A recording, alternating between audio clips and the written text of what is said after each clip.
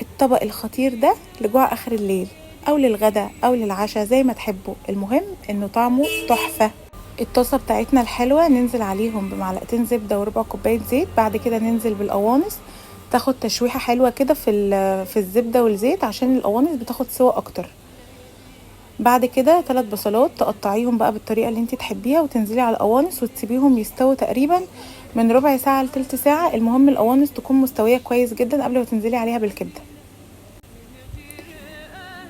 يا دوبك ما خدتش وقت معايا. بعد كده ننزل بقى بالكبدة بتاعتنا. طبعا الكبدة بتاخد سوا اقل. نقلب كل الكلام ده. جيبي بقى اي فلفل عندك سواء حامي او بارد قطعيه وحطيه عليهم، وكمان التوابل بتاعتك فلفل اسود، كزبرة، كمون، 7 بهارات وشوية شطة وشوية ملح ومعلقة توم. والتركية بقى اللي بتوديها في حتة تانية الدبس الرمان بيخليها طعمها فظيع. 10 دقايق كانت استوت والريحة والطعم كانوا في حتة تانية، جربوها.